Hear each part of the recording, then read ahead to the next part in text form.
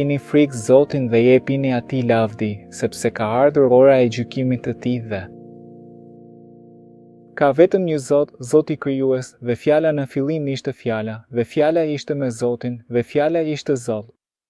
Në fillim ishte fjala, dhe fjala ishte me Zotin, dhe fjala ishte Zot.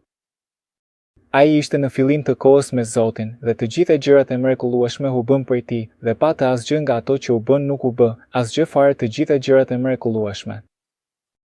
Keni frikë nga Zoti dhe jepini lavdi, sepse ka ardhur ora e gjykimit të tij. Ka ardhur ora e gjykimit, vëlla, motër.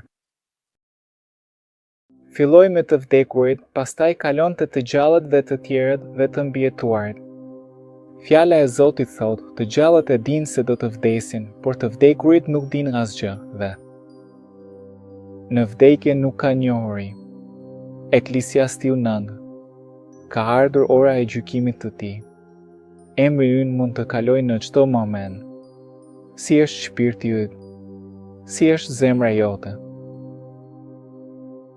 Na duhet gjithmonë ujë pastrues, një zëvendësues që mund të na përfaqësojë të rëndësishëm dhe të domosdoshëm. Çfarë gëzimi të kemi këtë zëvendësues?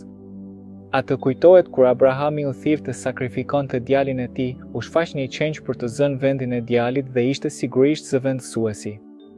Djali i Abrahamit nuk duhej të vdiste dhe padyshim ishte një mrekulli. Sa bukur. Si është shpirti yt? Jemi në rrezik për jetën.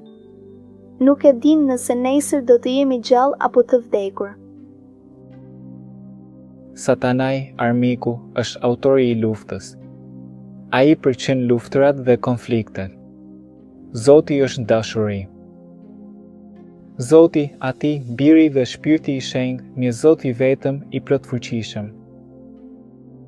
Jo Maria. Maria po pushon në tokë. Nuk duhet të adhurohet. Ajo nuk është në qiell. Ajo ishte një grua e mirë, por është e vdekur, duke fjetur. Dhe thyrja e këtyre parimeve, thyrja e ligjit, është me të vërtet mëkat. Me ndihmën e tij, ne mund të ndalojmë sa mëkatuari të jetojmë në një mënyrë që i pëlqen krijuesit tonë. Në një nga këto urdhërime thuhet të pritet një ditë e javës, sepse në krijim, kur Zoti krijoi botën, ai e krijoi botën në 6 ditë dhe në ditën e 7 pushoi. Prandaj, deri më sot, emrat e ditëve të javës asyrojnë këtë për shembull, dhe gjithashtu, për shembull, dhe gjithashtu. E mërkur, e enjte, e premte, dita e 7, e shtundë, në të cilën Zoti pushoi në mes të javës dhe të fundjavës. Por nuk Zoti lodhet, kjo është një mënyrë për të thënë ai e bëri për të dhënë një shembull. Ashtu si babai im më kërkon një shërbim, e bën vetë për të më dhënë një shembull. Prandaj, një ditë në javë, ne pushojmë, sepse Zoti kështu urdhëroi që nga krijimi. Ai na dha shembull. Nuk është vetëm për hebrejnë, është për të gjithë familjen njerëzore. Por përsëri, të ruaj një ditë në mënyrë të jashtme nuk është përfundimisht e mjaftueshme. Nëse në zemrën time kam mendime të këqija dhe nuk janë duke pushuar në zemër, kam nevojë për ujë, burim ujë për të pastruar të vërteta dhe të pastra. Dhe ai është ky burim i pastër dhe i kulluar që pastron e di mirë që të gjitha mëkatet e mia të shumta që kam bërë. Prandaj, kur të besosh, kushdo që beson në të, atëherë, kur të besosh, mund të jetë si simbol, si shenjë e kësaj, të pagëzohesh, të zhytur në ujë dhe gjithashtu në të vërtetë për të vërtetë. I gjithë trupi juaj shumë do të hyjë plotësisht në ujë dhe më pas do të ngrihet. Shumë të krishterë vetëm vendosin pak ujë në ballë, por jo. Bibla na thotë se duhet të zhytur plotësisht në ujë për të përmbushur. Dhe atëherë do të qirohesh nga frikërat dhe shqetësimet e tua. A jam i shpëtuar apo jo?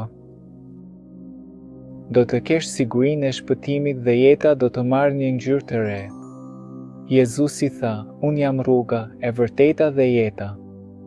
Askush nuk vjen tek Ati përveç se nëpërmjet meje. Ai është rruga që të çon drejt shpëtimit gjithmonë dhe përjetësisht dhe gjithmonë. Jezusi është më shumë se një profet. Ai është biri i Zotit. Ai lindi nga një virgjëresh. Kjo është një mister, por fjala e Zotit dhe ne besojmë se ai lindi nga një virgjëresh, jetoi një jetë të përsosur. Një dele e përsosur, pa njoll, u sakrifikua, prandaj ai vdiq dhe u ngrit në qiell dhe tani është atje në qiell, e përsosur e përsosur. Së shpejti do të kthehet në rreth e qiellit me shumë fuqi dhe lavdi të madhe dhe çdo sy do ta shohë edhe më. Kërko për musliman që kam pranuar Jezusin. Për shembull, ky video këtu në YouTube është në anglisht, por mund të vendosësh titra me përkthimin më të mirë dhe të saktë në gjuhën tënde. Zoti dëgjon lutjet tuaja kur ju luteni me zemër. Prandaj, kërkoni nga Zoti, Zoti krijuesi i lartë. A ke me të vërtet një djalë, në fund të fundit me të vërtet me të vërtet? A është kështu siç po thonë ata për këtë Bibël, këtë të ashtu quajtur Bibël? Zot trego. Ndoshta jep një ëndër të parë kush është Jezusi. Do doja ta njihja. Dhe mos e refuzo këtë ëndër kur të jepet duke thënë se Jezusi është biu i Zotit, shpëtimtari yt.